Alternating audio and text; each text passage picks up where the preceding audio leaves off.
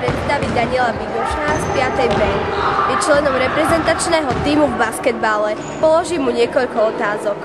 Hneď prvá bude. Ako si sa dostal k tomuto športu? Tak moje učiteľky vo škôlke zistili, že som dobrý prehadzovaný a preto to povedali mojim rodičom a prihlásili ma na šport. Kde ťa rodičia prihlásili a na aký šport? Na basketbal do Spišského. Kto je tvoj tréner? Môj tréner je od malička až do teraz, pán učiteľ Markovič. Ako dlho trénuješ a kedy si začal súťažiť? Trénujem približne 6 rokov a začal som trénovať približne, keď som mal 6 rokov. V akej kategórii teraz Hrám hráš? v ročníku 1997, volá sa tá starší minižiaci. Kto z našej školy je s tebou v tíme? V našej škole sú v týme David Fulka, Tomáš Barbuščák, Tomáš Žatkovský a Jozef Adzur. Ako často a ako dlho mávaš tréningy? Tak v pondelok máme plaváreň a útorok, streda, štvrtok, piatok máme tréningy hodinou. Počula som, že vaše družstvo sa zúčastnilo majstrovstiev Slovenska, k tomu niečo povedať? Tak boli tam 2 mužstva z východu, 2 zo stredného Slovenska a 2 zo západného Slovenska. Odohrali sme 5 zápasov, z ktorých sme ani jeden zápas neprehrali.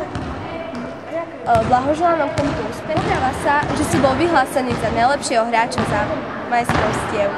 Chceš nám k tomu niečo povedať, alebo aké sú z toho tvoje dojmy? Tak každý tréner mal možnosť dať 3 hlasy rôznym hráčom. A ja som dostal 60 bodov. Bol to maximum, alebo sa dalo ešte viac?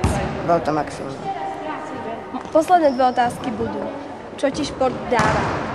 Šport mi dáva, že mám veľa kamarátov, ako v škole aj v klube. Keď si toľko dal, určite ti niečo musí brať. Čo je to? Tak je to, že keď mám každý deň tréning a potom sa ešte musím učiť, tak nemám toľko voľného času, ako vychádzať von a menej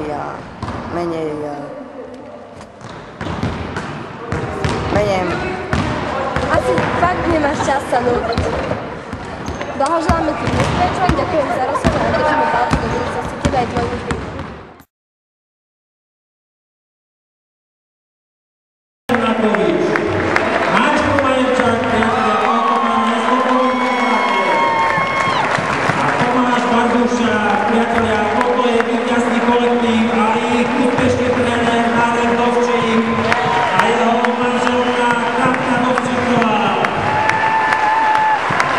Dovolte, aby ste náš týmu poblahoželali k tomuto úspechu co hráča Igora Peštu, aby odoznal ceník.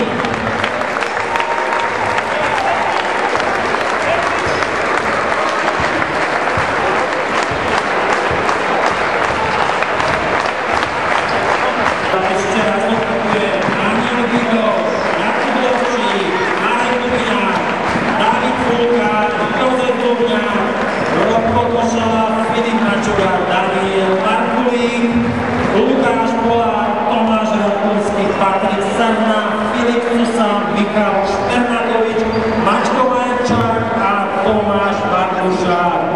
Ešte raz, priatelia, hodne športových úspechov.